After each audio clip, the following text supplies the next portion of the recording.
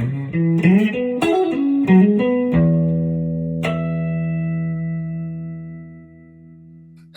hi friends, welcome to Resonate. It's a show, as you probably already know, about ideas that can change us. And it started in lockdown with me chatting with my mates, asking what's resonating with them in this cultural moment, sometimes recorded on the move, walking around a local park. It was my way of keeping fit, keeping connected, and keeping learning and growing. So I chat with mates who are doing interesting things in community and mission. And today I have the privilege of talking to an amazing friend who helps head up Microchurch.uk. Is that correct? Is Microchurch Network UK. Microchurch Network UK, beg your pardon. Nice. What I love about Christie and her husband Jeff is their commitment to remaining organic, while at the same time they are being organized to help position this microchurch movement for growth and for relational support. Christie and Jeff are founders of Microchurch Network UK, a growing network of small church gatherings in homes across the UK, finding their way as communities of good news in all sorts of places and spaces. So first of all, tell me something about you and Jeff, Christie. What's your story? Well, our story is Americans, obviously. As soon as I open my mouth, everybody knows that. We grew up and we're serving in the microchurch. I'm so sorry. In the megachurch movement in the US. That's our background. Our history was working in large churches and just started growing a heart to see more disciples made rather than just the programs being run. And we asked God, can you send us somewhere in the world where we can literally get on the ground and make disciples? And really, I could go into detail, but I won't. Through a series of events, God called us to England. So we have been here in Bicester, a small market town just outside of Oxford, for the last 13 years. And we certainly just feel called and planted here. There's been many times when I myself has said, God, can we go? Do you have something else for us? No, this is where I've planted you. This is what I want you to be doing. And so we are now British citizens. We've raised our 3 children here, still have one at home. And just continuing to keep our roots here and see what God's doing. Do your kids have Bicester accents? My youngest does, but they have this supernatural ability to turn it off and on. So my daughter leaves for school in the morning and she turns on her British accent. And then she comes home, she switches it off and goes back. So I've met her on the path before, like right after school, and she's still in her British accent and she's talking differently. And she's aware that she needs to switch it when she comes inside. It's so bizarre. But yeah. Right. Hey, so I've got to know you by journeying in a network huddle with the amazing Nick Harding. And, yes. We're talking about church structures and new trends and what's going on, what's God doing. I've been on this journey of becoming more aware of microchurches and all that's going on that God is doing. Microchurch is a kind of form of house church, isn't it? It's a both ancient and modern expression of church, but it seems to be gaining so much more attention at the moment as a vehicle that reaches the parts that other churches can't reach, it seems. That's a good way to put it, yeah. So, I just wanted to chat with someone who's deeply embedded in this journey and catch some of the answers to the questions that maybe we're all thinking about, but maybe we're afraid to ask. Yeah. What is a microchurch, Christie? Yeah, well, I'll just start by saying, if you've been on the movement, as I know most of your listeners probably are, to become missional, to put mission back at the heart of our expression as followers of Christ. And then if you've been on the missional community journey, to really gather a group of people around mission and be serious about that and try to make a difference in your place where you live or work or play.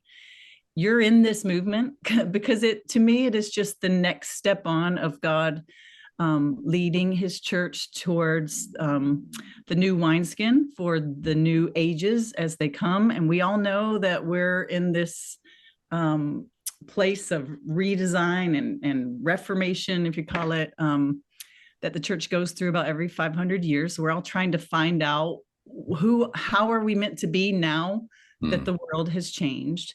And I just really confidently feel and see God taking those groups of people that were living as missional communities and really starting to validate them as, you are church.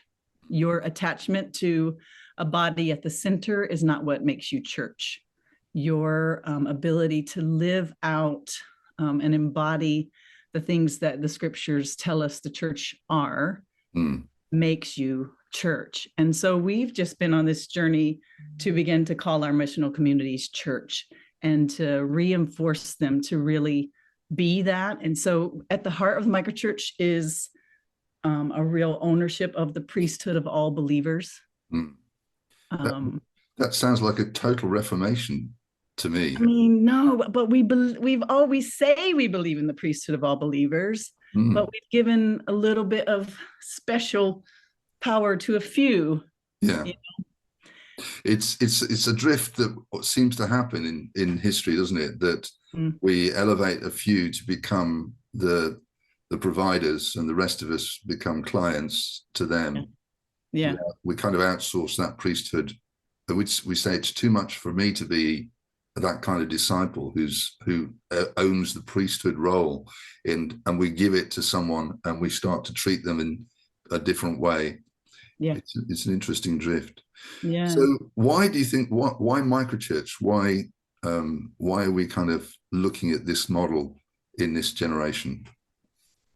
I think one of the major reasons is because society has become more complex overnight with the shifts that happened in the pandemic. And society is now able to change quickly. It is an economy that allows for everyone to be a creator. And so I think God's just like, this is what I've imagined all along, that every one of you would be taking a part, you would be creating, and not just all of us making our Instagram channels, but owning our orders from him to help bring the restoration of all things and help people meet him. So I think microchurch is just a new wineskin for our time. That's very interesting. It's what we're coming into. Yeah, so people taking responsibility for their own spiritual journeys and recognizing that they can contribute to that in a specific way. That's very in keeping with the current culture, isn't it? Yeah, and owning their ability to answer the call to go and make disciples. And I mean, we all know and agree with that. That's what Jesus told us to do. That is our remit. But we haven't all owned that personally. And so I think when we start to press into that, which is why I think it started with that missional movement, it started with that, let's get back to, hey, we exist for a reason. We don't just exist for ourselves. So for every person in the church to understand that they have a part to play and to be invited into that. What it means is every church, every believer has the seed of the church living in them. Hirsch is the one that taught us all that, but the reality of that is, if any person goes and makes disciples, where there are disciples, there's the potential for the church to emerge. And so microchurch, I think, is just a real intentional incubator and a nurturing of that. So you're saying, I love the connection you made of the journey from missional communities to microchurches, because there's definitely a very coherent link, isn't there, in terms of seeing what churches were doing in terms of creating more of a missional culture within their small groups, and to the natural step of becoming a microchurch. And I do think that is an incredibly important journey to track. It's very helpful, because but it flies in the face of a lot of the ways we've set up ourselves to work. So it takes quite a bit of reframing how you think. It's going to take some reorganizing our structures. New ways of thinking about how we ordain people and allow money to work in the church. And the charity laws aren't set up for anything like this. They're set up for the institution of church. And so there's a lot of work to be done yet. Wow. And I think that's what God's been calling us to do in the last 13 years. We've just been working out a lot of those details of how do we honor the law and the system, but press into a new form of being the church. Yeah. So we kind of honor those larger congregational different models that we've come from, but we're definitely something new. And that's a very important kind of frame, isn't it? I mean, I realized that because we did the missional community journey in our church for about 8 years, and we saw the church grow almost double in size, and we saw new leaders rising up to take the responsibility and becoming families on mission in all sorts of spaces, which was really exciting. But something hit in for me about 4 years ago, and I realized this is only part of the revolution, as you're saying. We're only on the front end of this, and that there's such a lot of recovery in regard to the priesthood of all believers. There's such an institutional challenge, and so I don't know, how do you find relating to larger churches? Microchurches are constantly kind of asking for validation and for recognition, and there seems to be sort of this challenge for a lot of people in terms of, so how do you relate to the church? Yep, we're definitely just in a liminal space on that right now. We haven't figured it out, any of us. But one thing I know for sure is that there is still a place for larger structures of church, and there is a need for us to organize ourselves as the larger church, even as we go smaller.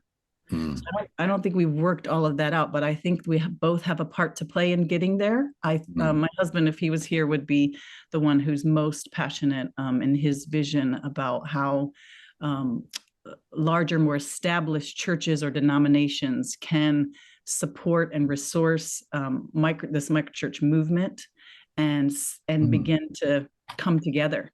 I don't have answers of how we figured it out. I just know that He is changing the face of things, and I believe the wineskin of how we will hold new believers has to change, but I don't think it means,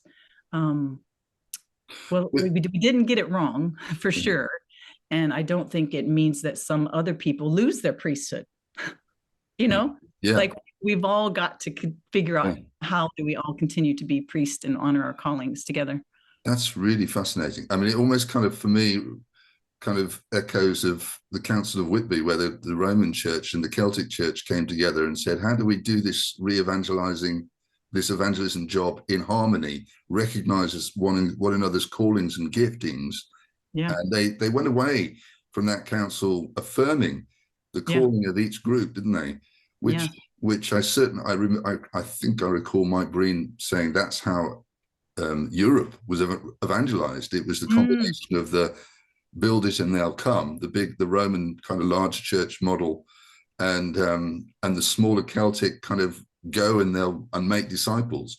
And so those two became a very complementary kind of collaboration, which led to the evangelization of Europe. I think that's the historical lesson. So maybe we need a new Council of Whitby between the churches and the microchurch.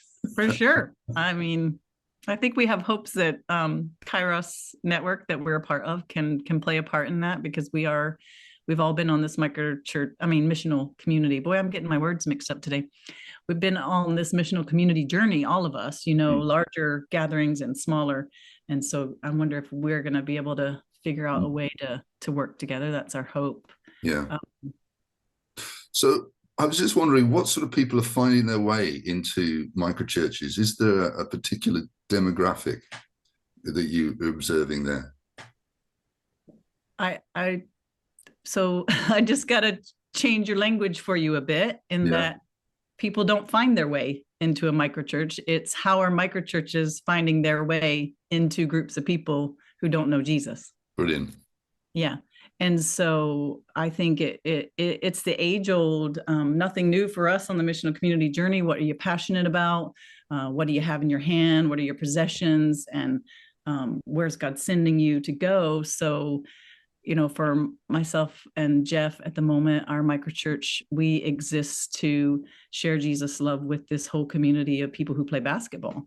And so the church is finding its way to the basketball court for us. We have 3-on-3 tournament tonight. The last 3-on-3 tournament we had, the church are there, they're serving, we're building relationships, we're having fun with each other. We're able to share in a moment, like I do a coach's halftime, and I'm able to share something of the love of Jesus in that space. And we're just there playing basketball, but because of who we are the church, and we are in that place. Jesus' love is tangible and it's felt. And so, I just think from there, my hope is that we literally, we right now, when we gather for brunch every Sunday, which we invite any of the basketball guys to, not that they take us up on that. That's a big step to go from the basketball court to your table, on a Sunday. But my hope is that we'll outgrow our little table, and we're going to have to just be in the gymnasium, and we'll meet there, and that's where we'll have to be. So the church literally going to these places. And so we've heard of different kinds of microchurches all over the world, but just here in Bicester, you got coffee shop, you got basketball club. So I'm hearing you say you're going to move from the table into a larger venue. Does that mean that it's no longer a microchurch? What's the progression of microchurch?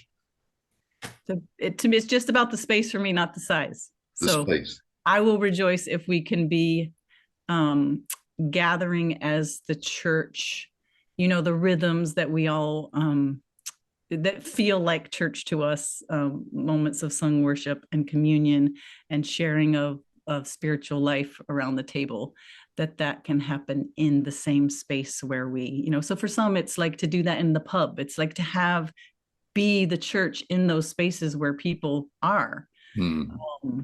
So it is not about lining rows and becoming this big thing. For me, it's just about, we're trying to take the church to that space. So yes, that's brilliant. What does it look like to get it there? But then even my own language, I trip over my words, because we are the church in that space. There is a group of us who follow Jesus, and we are there anytime that we get together with basketball guys. Excellent. It's a challenging thing for vocabulary, isn't it? Particularly if you come from a larger context or a congregational context. There's this muscle memory that keeps wanting to snap back to earlier forms, which we've planted a little microchurch in our home a year or so ago, and we've been journeying with a group of young millennials. We're kind of the parental figures in the group. Definitely, it feels like. I think we've coined the expression, the nons, the duns, and the ums. We didn't coin it. We picked up on it. Yeah. But the non people of no faith, people who are done with faith, and people who are not sure, they still haven't done with faith, but they're not sure what kind of church they want to be part of. So we're kind of finding that those kind of people are touching into what we're doing. Yeah, I mean, I definitely, I picked on the way you asked the question, but it is the people that have they don't have that muscle memory of church because they haven't experienced church. So this Sunday when we were sat around, we're going through the 3-2-1 study that Speak Life put out. That just is a fresh look at the gospel and Jesus. And a young lady that was sat at my feet, I leaned down and I was like, so this is probably a little bit different of a church than you've been to, right? And she said, I've never been to church. This is my first experience of church. And I'm just like, it just makes my heart leap. Like, that's so amazing that her first experience of gathered church is eating a meal, sharing communion, hearing the gospel message as we share communion, being invited to receive the love of God. I love that. And then being able to talk honestly about what you think about Jesus. And, there's people in the room going, I'm pretty skeptical. I don't know if I believe in this guy, and for that to be okay to wrestle with that, because that's real.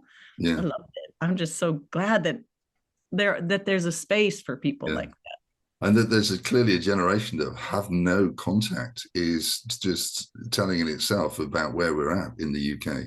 Yeah. They've got more negative thoughts about the church and, than they do positive. And so I think maybe some of microchurches Mm. being small enough that that someone can feel comfortable to engage, Yeah.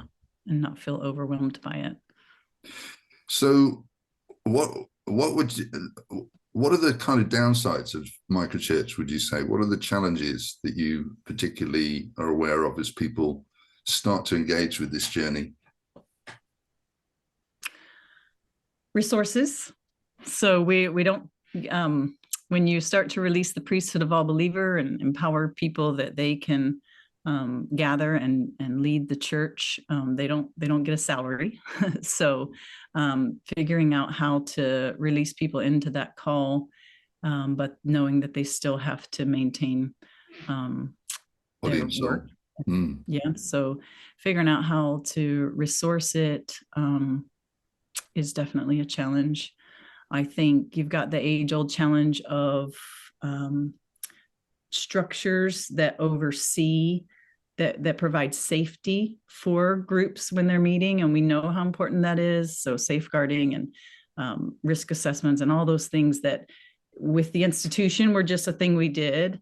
Now we're having to figure out, okay, how does Michael over here, who's gathering this church, how do we make sure that we're still doing our due diligence and good governance over that? And so, and that's part of why we formed the Microchurch Network, is to try to be a body that can come around groups like that and offer some of that resource. Yeah. Yeah, by way of coaching them towards what they need. Because we're not trying to be the center again, but it's just really helping people to figure out how to do that in a way that's healthy, above reproach, Yes, transparent. Yeah. It's and so what if people were starting saying, I think God wants me to start a microchurch, what would be your first advice to them, Christie? I would say you can't do it alone. So start to ask who God's calling to go with you. And then I personally would want to be like, okay, can we just tease out that calling a little bit more? Because it's nice that you're excited about it right now and you think it's a great idea, but it's not going to be easy. And in fact, it's actually going to be pretty hard. And the spiritual battles that are going to come against you are going to be real. And so you need to know that you're called. You need to really be sure that at least for this season, God is calling me to step out. And then I think you've got to figure out, well, who's he sending you to? Because it isn't just start a new church meeting and sing songs and preach, but do it in a small room. Like, that's not what microchurch is. Microchurch is becoming a spiritual parent to a group of people who are moving towards like embodying worship, which means their whole life is following Jesus. So it's that spiritual parenting of a whole group who are pressing into believing that they can make a difference in a group of people's lives. So they have a mission. It's spiritually parenting them to a place where they realize that they need to be formed as a disciple, and they also need to contribute to other people becoming disciples. So embodying that discipleship piece. And then it's also leading a spiritual family who will share their lives in community.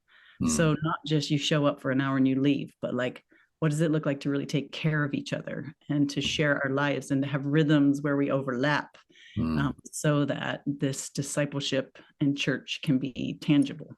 See what I mean? So it's helping people to understand what it will take and what it really is, and not that they don't think in some old paradigm. I think it's being immersed in the texture of family, isn't it, in that respect? And everything you just said there seems to me that, okay, this on one level that's basic discipleship, but it has to be done at such a level that microchurch just seems to fit more of a hand in glove in relation to what discipleship is meant to be, than most earlier models that I've come across personally. But it is that challenge of the resources, the support, the partnership, and finding who's God sending me to, knowing those things and gaining clarity on that. Mm-hmm. So are there places where you think people can work through those questions in company, in a cohort? Are there? Yeah, I know well, you guys do just that. We're kind of trying to do it as well. one of the things that brings me the most joy is leading cohorts through a little course that I inherited from Tampa Underground in the US. They created a course called the Calling Lab. And I've taken their material with permission and kind of added a few bits and pieces to it. And so, yeah, it's getting in a group of people, and it's looking at your gifting, your wiring, your backstory, your opportunities. It's spending time with the Lord in a prayer retreat. It's bringing some people in to prophesy over you, talking with people who know you well and you trust, and kind of all around your calling, so that you end that kind of that season of journeying with the cohort with this real confidence of, hey, I think God's calling me for this next season. And so that's something that I do twice a year, and I do those online and in person here in Bicester. I've got another one coming up in May. So looking forward to starting to put that out on the socials, and it's definitely something that anyone can tap into. Put that link in the blurb below. That'd this be great. interview. Definitely let people know about it. So how do you see the future of Microchurch, Christie? Where's it going? What's coming down the line, as you see? We're just starting. I really believe we're just starting to see these church planting in this way come about for us in the West. We know it's massive in other places of the world, and the church is growing. I think we've got to shake off our mindsets and become open to a new way. So I think there's a lot of learning. I think there's a lot of humbling that we all are going to have to be willing to do, because none of us are experts. Yeah, maybe I've been learning for 13 years, but I have not figured out a lot of things. I'm having to unlearn so much stuff. I'm, sitting with this group of millennials thinking I am totally in the seat of learning in this season of life. It's just having planted and led churches for 30 years, I just feel like I'm right at the beginning again. Yeah, I know. And I think it's also going to mean we're going to have to take some risks, try some new things, be willing to get it wrong, but learn from it and try again. But what I do see Jesus doing, I'm hoping, I know every generation hopes, but I'm hoping we are getting back to that day when he comes back to create new heavens and new earth, and where he rules. And I just believe that a friend of mine likes to say that the last century church is going to look a lot more like the first century church. And so where do I see us going in the future? I think us really getting back to what we read in the book of Acts, where we see groups of people living as disciples, signs and wonders happening, people being added to the church daily, not because we're doing anything, not because we marketed well or even invited our friend to church, but because Jesus is doing something and he's adding. I really think that's where we're going. We, before we got on the call, you and I were talking about revival. We all kind of feel like, come on, something's going to happen. It's in the air. Yeah. Yeah. Yeah. And I think Microchurch, and I say that with my prophetic sense, but maybe I don't even have the full picture, but I think these smaller expressions of church and those of us validating them as church and as disciple making units is a part of where we're going. Very definitely. The first 300 years of the church was basically around the meal table, wasn't it? That's the architecture that I've talked about previously on Resonate. The changing architecture of church is a demonstration of what's been going on in each millennium. But totally agree that this is both, it looks modern, but it's ancient. And it's basically a recovery of what the church was and has been in so much of the global south for many parts. And for all the expressions of church that I've been in my 30 years as a disciple of Jesus, There are moments in my everyday that I just get overwhelmed, like, this is it. This is exciting. This is the church Jesus died for. Like, this is what it was meant to be, this sense of adventure, this sense of everybody has a part to play, this sense of I'm not alone, we're going together. This sense of power, like the world, it isn't in control of us. We've overcome the world, and we can live above the pressures that that are stealing from so many that we love. And that sense of, and we can share this with them. It can be theirs as well, and we've got to tell them. It feels like it's an essential part of the good news, doesn't it, to become part of the church in this kind of framework? Yeah, right. Yeah. Right. I look forward to the day when the people are like, I want that. Most of my friends and neighbors that I talk to, I have this big hurdle when I say I lead a church. It's like this immediate, what?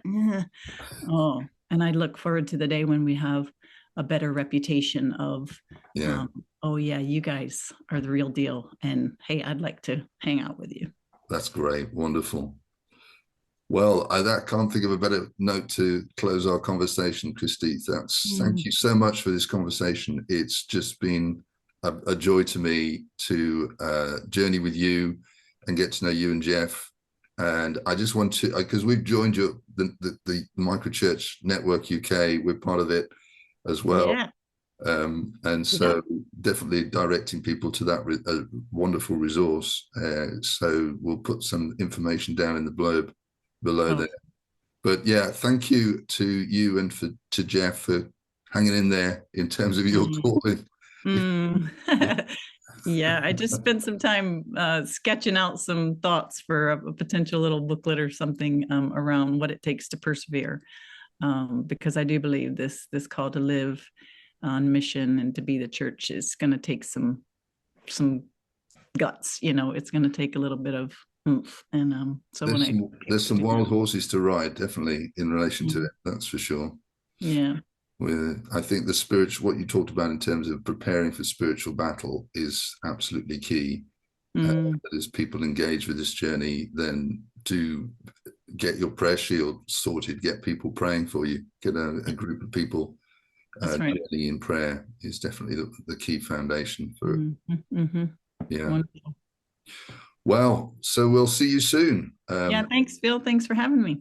Yeah, bless you guys in all you're doing. We look forward to hearing more from the Microchurch in terms of what God's doing in the UK and Europe, further afield.